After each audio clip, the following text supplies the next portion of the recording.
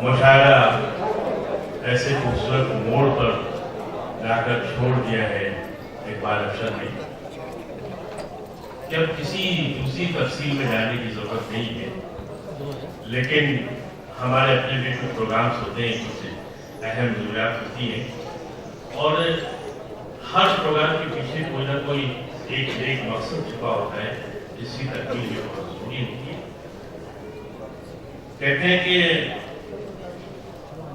सोच वालों की दुनिया वालों की सोच से अलग है। सोच वालों की दुनिया वालों की सोच से अलग होती है। सेवा यूसुफ अब्दाली साहब की वो सोच है जिसमें जहां उनके साथ मोहम्मद अली शेख, अमीन पारेख साहब, हमारे सैयद अब्दुल हमीद लाला साहब, उसके साथ शौकत भाई रफीक लकड़वाला साहब, इखलाक अंसारी, सलाउद्दीन तीन वाला, समीर वाला, जितने लोग हैं और अब शहजाद यूसुफ अब्दाली, ये सारे वो लोग हैं जो सेवा के इस जहाज को यूसुफ अब्दाली साहब की सरपरस्ती में कैप्टन को लेके चलते रहते हैं। आज की शाम में जहां हम असातिज़ा को अवार्ड देने जा रहे हैं, वहीं 3 लाइफ टाइम अचीवमेंट अवार्ड अलग अलग शोबों में काम करने वालों को दिए जाएंगे।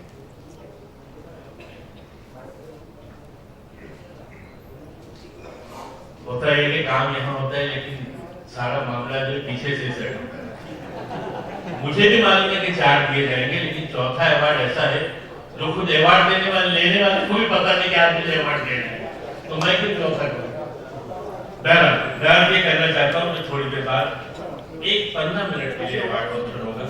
कामत साहब हमारे दरमियान जब तक तशरीफ चाहते हैं, हमारे लिए खुशी की बात है, लेकिन वो जब ज्यादा हंसने लगेंगे तो हमें समझ लेना चाहिए कि वो घर जाना चाहते हैं। अभी उन्होंने हंसना शुरू नहीं किया और मैं चाहता हूँ कि वो हंसते हुए हमेशा अच्छे लगते हैं। आपकी 2 लाख कामत साहब का शुरुआत। मैं ये कहना चाहता था कि एक पठान साहब जो है वो 10 दिन की जमात से घर लौटे और अपनी बीवी को मारना शुरू। लोगों ने पूछा क्या बात है, तो कह रहे सुनती नहीं हमारे बात। बोले क्यों मार रहे हो खान साहब? बोले हमारी बात सुनती नहीं है। क्या हुआ? बोले हम इसको बोलता है दाढ़ी रखो, ये दाढ़ी रखने को तैयार। लोगों ने खान साहब को समझाया कि खान साहब ये खातून है, औरत है, औरत को दाढ़ी नहीं रखनी चाहिए, नहीं आती। तो बोले नहीं आती, हमको भी पता है, मगर इरादा को करे उसका अलग से सवाल।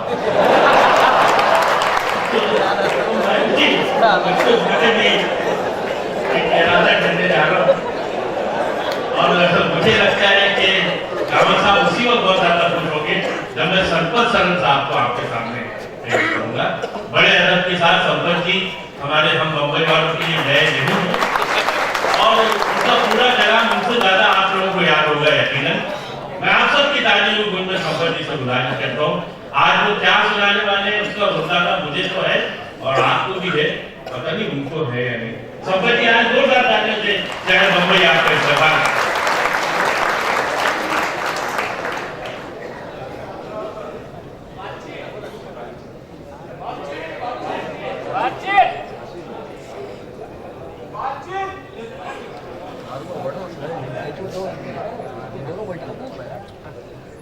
आप सब लोगों का अभिवादन करता हूं। कामत साहब तो हमारे यहाँ कांग्रेस के प्रभारी हैं राजस्थान के और रिजल्ट अच्छे आए।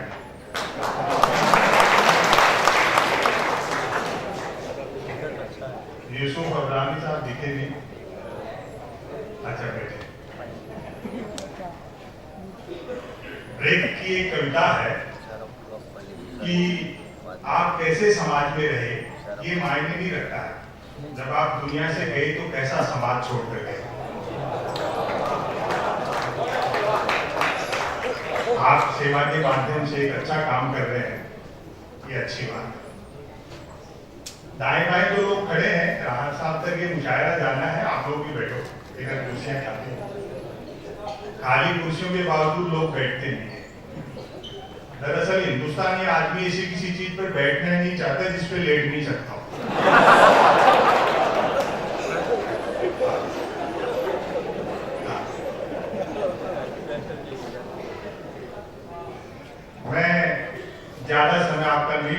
दूसरे कार्यक्रम भी आपके होने हैं।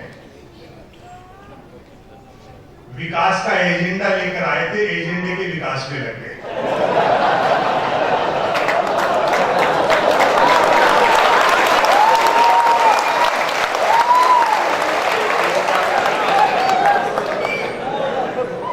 मैं अबरानी साहब, आप भी बैठे थे, माणिकराव ठाकरे जी भी बैठे थे। हम ना किसी को खुश करने के लिए लिखते हैं, ना किसी को नाराज करने के लिए लिखते हैं। जो सच्चा दिखता है वो लिखते हैं। और कोई भी कवि या शायर किसी भी सरकार का स्थायी विपक्ष होता है। हाँ। एक अच्छी बात यह है कि कांग्रेस के लोग सह लेते हैं, इसलिए हम लोग कह लेते हैं।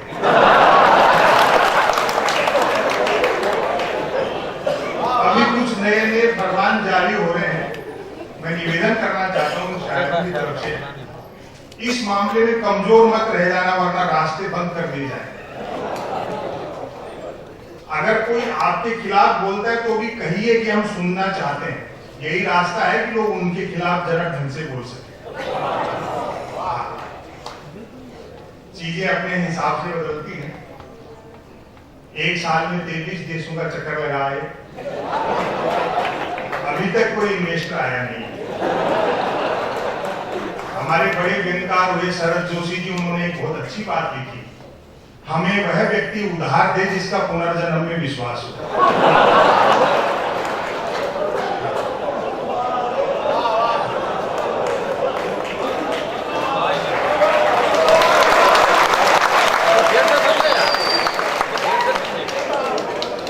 मैंने तो खुद एक मोबाइल फोन फाइनेंस करा रखा है, ताकि फाइनेंस करने वाली कंपनियों के फोन आ सके। फोन करने वाली अक्सर लड़की होती है, वह बोलती है सर हमारी कंपनी से लोन ले लो, कम इंटरेस्ट आ रहा है। मैं कहता हूँ भाई तू तो बोलती रहे, बहुत इंटरेस्ट आ रहा है।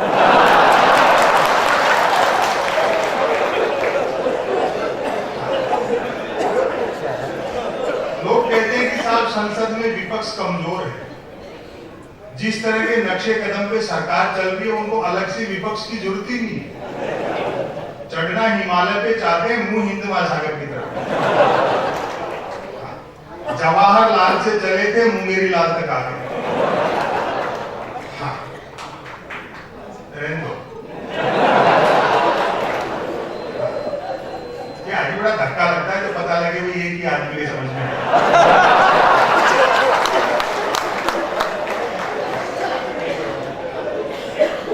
ये वही देश है जब, जैसा शुरू में बताया था उन्होंने, जब आदमी जमीन पे कटता है तो यही हाल होता है। यहाँ किंग जो है वो भी किंगफिशर हो गए। वाजपेयी जी के टाइम में national highway authority of India की सड़कें बनी तो वो मुगालते में थे, फील गुड इंडिया शाइनिंग के नारे दिए और बड़े बड़े होर्डिंग लगवाए जनता के खर्चे से, जिसमें वाजपेयी जी यूं खड़े थे, पांव फैला करके अंगुलियां आकाश में करते हुए। जमीन से कटने का ये नतीजा निकला, खुद तो आकाश में देखते रहे, देश नीचे से निकल गया। और अभी बड़ा अच्छा काम कर रहे हो आप लोग। राहुल गांधी, सोनिया जी अभी जो बिहार की रैली में जो भाषण दिया आक्रामक होकर के, वो ईंट का जवाब पत्थर से देना जानती है, पहले भी दिया है। वाजपेयी जी के टाइम जब वो प्राइम मिनिस्टर बनने का नंबर आया तो सुषमा स्वराज जी ने क्या कहा था, अगर एक विदेशी महिला को प्राइम मिनिस्टर बना दिया, मैं जमीन को खाऊंगी, जमीन पर सोऊंगी, चने खाऊंगी, सिर मुड़वा लूंगी। और व्यंग तक पहुंच जाओ तो तालियों से बताना, बोले जमीन पर सोऊंगी, चने खाऊंगी, सिर मुड़वा लूंगी। सोनिया गांधी ने प्रधानमंत्री पद ठुकराकर न सिर्फ सुषमा स्वराज के केस बचाए, प्राइम मिनिस्टर भी ऐसे आदमी को बनाया जिसने जिंदगी में केस ही नहीं कटाए।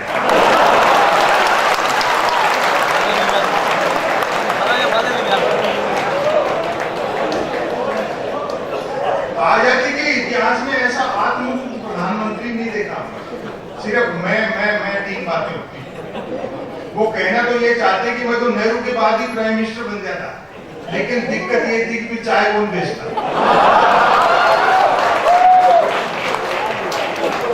बड़ी ऊंची फेंकी, बोले मेरा 56 इंच का सीना है। मैंने कहा भैया शादी करके पत्नी को भूलने की सुविधा होती तो हमारा भी इतना ही होता।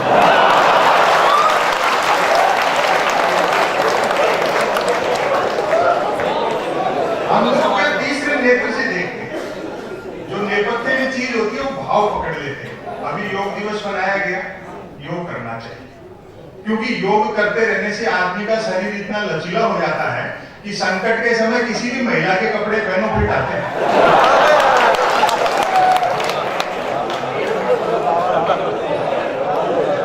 आज जन्माष्टमी है, उसकी भी शुभकामनाएं देता हूँ। ये सद्भाव बने रहना चाहिए। एक वो लाल कृष्ण और मुरली मनोहर थे जिन्होंने गोवर्धन उठाया, एक ये लाल कृष्ण और मुरली मनोहर जो पार्टी के लिए खुद गोवर्धन हो गए। लेकिन अभी पता नहीं, वो लोग कहते हैं कि साहब वो इतना झूठ बोलते हैं, उतना बोलते हैं, मुझे कोई अचंभा नहीं होता। पाकिस्तान के एक बढ़िया उपन्यासकार हैं हाशिम के मुश्ताक अहमद यूसुफी साहब, उन्होंने एक अच्छी बात कही, बोले झूठ बोलने वाला और सुनने वाला दोनों ये समझते हो कि ये झूठ है तो ये गुनाह नहीं। तो हम ये सारी चीजें आराम से समझते हैं, उसमें कोई खास बात नहीं है। मैं अभी डिजिटल इंडिया का भी बड़ा हल्ला है, एक निवेदन कर दूं, दुनिया विचार से बदलती है, चीजों से नहीं बदलती। स्मार्ट सिटी की बातें की जा रही है, क्या उसमें लालच, भय, ईर्ष्या और अहंकार नहीं होगा? अगर ये होंगे तो फिर काय का स्मार्ट से? समाज में जो लालच है, भय है, ईर्ष्या है, अहंकार है, ये कम कर दो, ये पुल सड़कें ये तो हम खुद ही बना देंगे।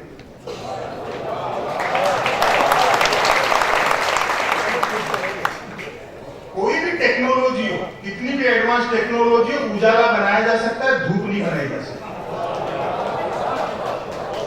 जब एडिसन ने बल्ब का आविष्कार किया था, तब भी बल्ब के कारोबारियों ने दावा किया था कि अंधकार के ताबूत में आखिरी कील है।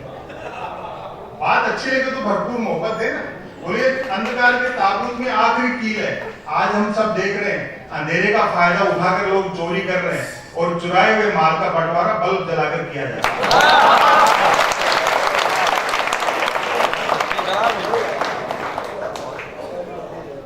कहने को बहुत कुछ है, समय की अपनी सीमाएं हैं।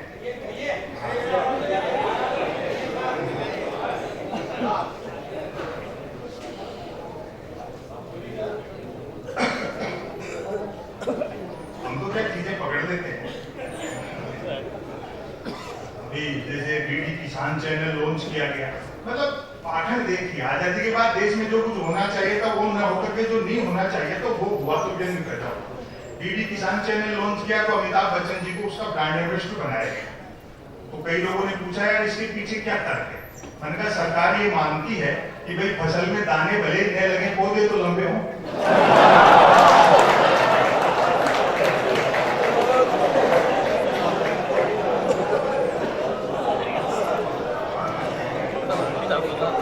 भूमि अधिग्रहण उन्होंने वापस लिया। किसान इस देश का अनपढ़ हो सकता है, बेवकूफ नहीं है। एक साइकिल कंपनी का एजेंट, उसने देखा शहरों में तो लोग कारों में चलते हैं, मोटरसाइकिल पे चलते हैं, साइकिल तो गांव में बिकेगी। चला गया गांव में तो देखा एक किसान जेब में रुपए भरे, पैदल पैदल आ रहा है। उसने देखा इसके पास पैसे नहीं है, पैदल भी आ रहा है, साइकिल इसको बेचेगा। बोले ताऊ साइकिल खरीद ले। बोलो ना बेटा, मैं तो पुष्कर जा रहा हूँ, पशु मेले में भैंस लाएंगे, बच्चों के लिए दूध दही का बंदोबस्त करे यार, साइकिल का हम क्या करें? उसने एजेंट ने कहा साइकिल खरीद ले, भैंस का क्या करेगा? बोलो ना आदि। तो उसने ब्रह्मास्त्र फेंका एजेंट ने, बोलो देख तेरा घर जो है वो गांव से 5 किलोमीटर दूर है, तू भैंस ला रहा है, इतनी दूर भैंस पे बैठ के आएगा तो लोग हंसेंगे। ताऊ बोलो बेटा साइकिल के दूध निकालूंगा तो ज्यादा लोग हंसेंगे।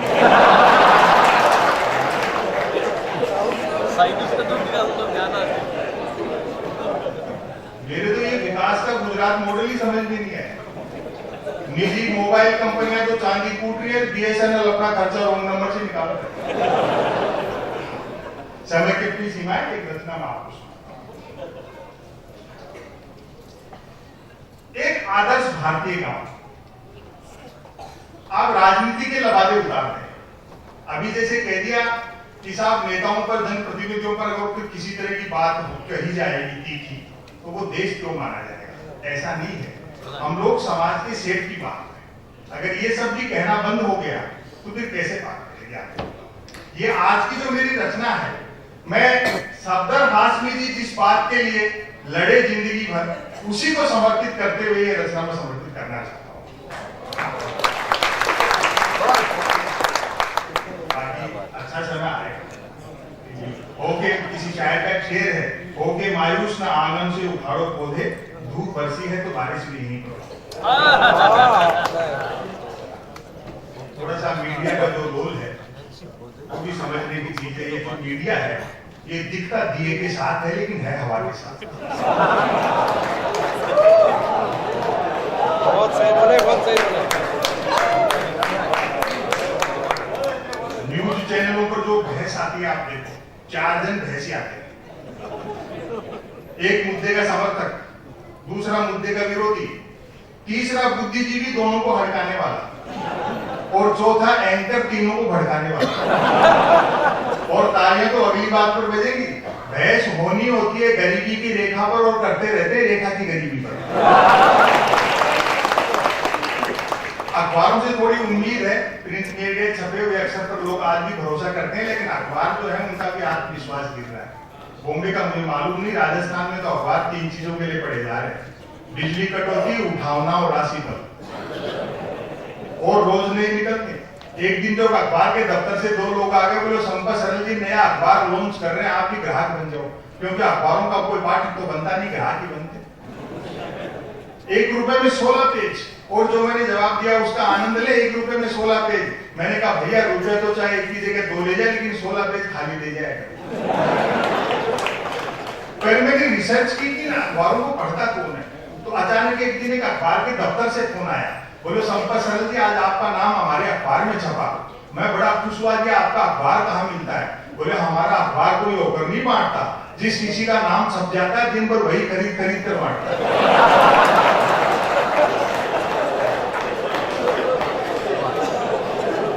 इस मीडिया की बेरुखी पर मुझे ताज भोपाली का एक शेर याद आता है कि तुम्हारी वजन के बाहर भी एक दुनिया है, मेरे हुजूर बड़ा जुर्म है बेखबरी। जो समय और समाज से कटता है वक्त उसका हिसाब लेता है, और वक्त किस तरह से हिसाब लेता है वर्तमान सरकार को भी समझ लेना चाहिए कि जिन अंग्रेजों का सूरज नहीं डूबता था उनके वायसराय और राजाओं की यूनिफॉर्म बैंड बाजे वाले पहनते।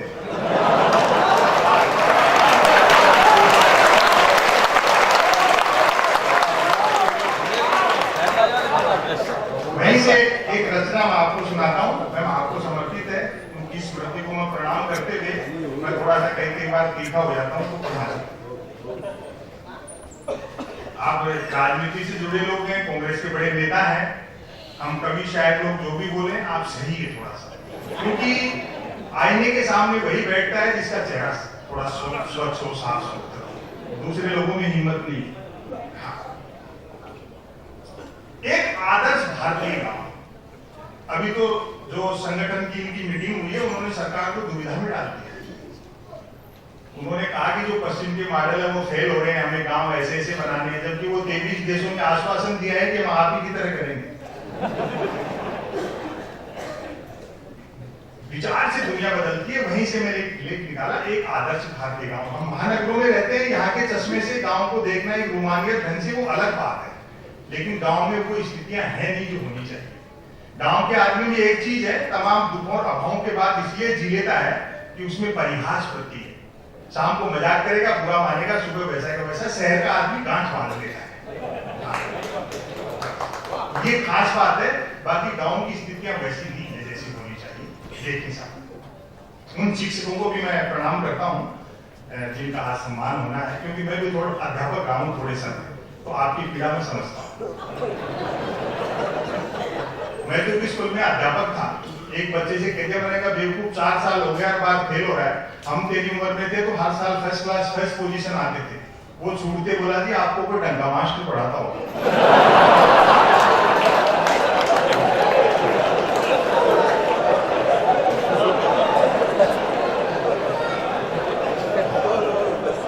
दरअसल क्या ये दोहरी संवेदनहीनता का एक ऐसी नौजवान पीढ़ी आ गई या ऐसे बच्चे आ गए जो टेलीविजन की स्क्रीन पर दुर्घटना में मृतकों की संख्या और क्रिकेट का स्कोर साथ साथ देखते हैं, तो संवेदनाएं बचेंगी कहां से। वो एक छोटा बच्चा इंटरवल में घर आ गया, देखा पीछे पीछे उसकी टीचर आ रही है, घर में घुसते दादाजी ने टोक दिया कि पोते को बेटा छुप जा, देख पीछे पीछे तेरी टीचर आ रही है। पोता बोले दादाजी मैं क्यों, आप छुपो, क्योंकि आपके मरने की कहकर के तो छुट्टी लेते हैं।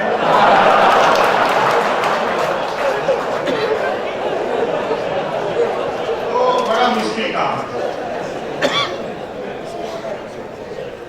एक आदर्श भारतीय का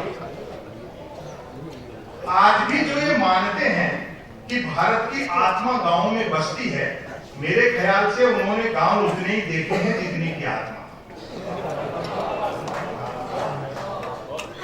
जिस आदर्श गांव का जिक्र मैं करने जा रहा हूं वह राजधानी में 10 किलोमीटर पश्चिम में है।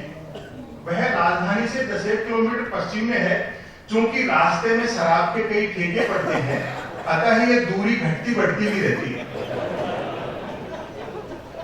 कहते हैं कि वो आदर्श गांव किसी क्रूर सिंह नामक डाकू ने बसाया था। आप अच्छे लोग हैं, लेकिन जो व्यंग मैं सरदार हाशमी जी को समर्पित करना चाहता हूं, जिस बात के वो शिकार हुए अपना, उसी को लेकर के एक बंद आप लोग सह लेंगे। कहते हैं कि वो आदर्श गांव किसी क्रूर सिंह नामक डाकू ने बसाया था, जो कि निहायत ईमानदार और परोपकारी डाकू थे, क्योंकि निर्वाचित नहीं थे। उस दौर से हम अब गुजर रहे हैं, जिन पर इतने बड़े अपराध के वो लगे हैं, वो दूसरों से कहते हैं कि हमारे लिए इस तरह नहीं कहना चाहिए। इसलिए कवि और शायर होने के नाते में मेरी आवाज उठा। हालांकि बाद में उन्होंने भी डाकू जीवन से वीआरएस लेकर पॉलिटिक्स ज्वाइन कर ली थी। यूं भी अपराध और राजनीति में महज वोटिंग का ही तो अंतर रह गया है, और व्यंग इससे अच्छा मैं कह नहीं सकता। वर्तमान सरकार पर इससे अच्छा व्यंग हो नहीं सकता। अच्छा लगे तो समर्थन करना। यूं भी अपराध और राजनीति में महज वोटिंग का एक अंतर रह गया है। संसद पर जिन आतंकियों ने हमला किया था, सुरक्षा प्रहरी ने उन्हें गोली मारने से पहले निश्चित ही कहा होगा, मानते हैं आप आतंकवादी हैं, बहुत बड़े अपराधी हैं, लेकिन चुनाव जीते बिना अंदर नहीं जाने देंगे।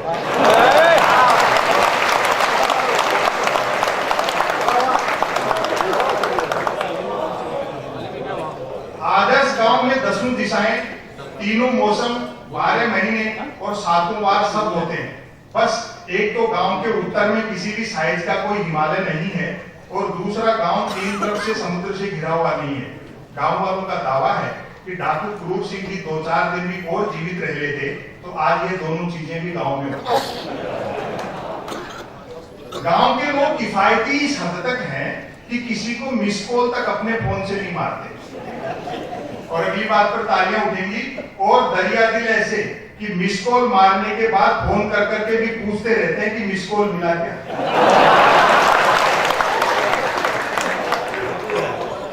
गांव में कुल 13 पर्यटक स्थल हैं, 3 शराब के ठेके, 1 मंदिर, 1 प्राइमरी स्कूल, 2 कुएं, 1 पुलिस चौकी तथा 5 शमशान घाट। सरकारी ठेकों के बावजूद हस्त निर्मित शराब को ही प्रायोरिटी दी जाती है, ताकि ग्लोबलाइजेशन के इस भीषण दौर में भी स्वदेशीपन बना रहे। अधिकांश लोग शराब पीते हैं। शराब ने गांव को बर्बाद कर दिया।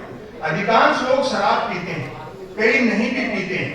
जो नहीं पीते हैं वे पीने वालों को समझाते बुझाते रहते हैं। उनके समझाए से जब पीने वाले नहीं समझते हैं तो दुखी होकर वे भी पीने लगते हैं। लोगों में सरकारी नौकरियों के प्रति बड़ा मोह है। सबका प्रयास रहता है कि काम ऐसा हो जिसमें काम न हो। जहां तक मेहनत मजदूरी का सवाल है, मेहनत करने वाले को मजदूरी नहीं मिलती, और जिसे मजदूरी मिल जाती है वो मेहनत नहीं करते। सबके आपसी संबंध गठबंधन सरकारों जैसे हैं, अर्थात स्वार्थ ही 2 लोगों को जोड़ता है। उम्र का फासला भी रिश्तों में बाधक नहीं बनता। और एक शब्द का आनंद लेना, उम्र का फासला भी रिश्तों में बाधक नहीं बनता। दिन में जो बेटे का क्लास फेलो होता है, शाम को वही बाप का ग्लास फेलो होता है।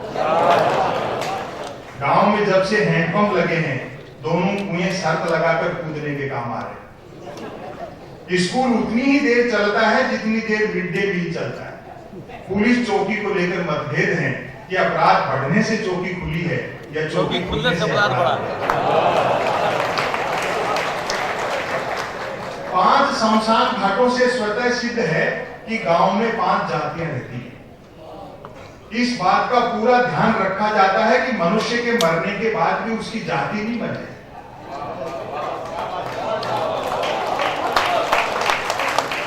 एक दफा कै जाति के लोगों ने अपना एक शव गफलत में खे जाति के शमशान में जला दिया। बात ऐसी बिगड़ी कि खे जाति वालों ने तुरंत अपना एक व्यक्ति मारा।